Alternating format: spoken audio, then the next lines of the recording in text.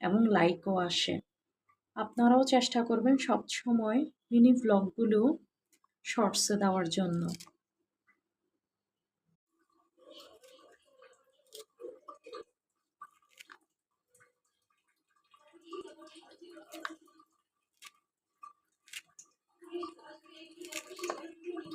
এখন রাত বাজে 10টা। সবার জন্য ভাত খাওয়ার জন্য তরকারি আছে, কিন্তু আমার জন্য নাই। আসলে যেটা রান্না আছে সেটা দিয়ে আমি ভাত খাবো না, খেতে পারবো না। এ কারণে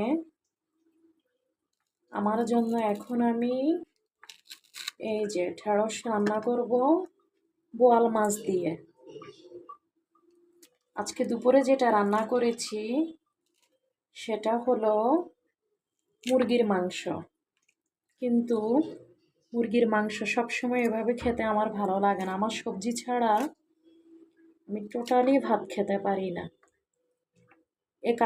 এ কারণে এখন আমার জন্য রাত্রে কি রান্না করব ভেবে পাচ্ছি না।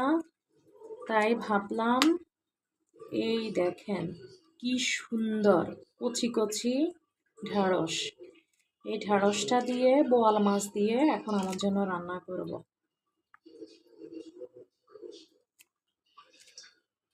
বা বড় মাছের মাথা আছে, কাতল মাছের, সেটা দিয়েও রান্না করতে পারি। তো দেখতে থাকুন আমার ভিডিওটি। আল্লাহ হাফেজ।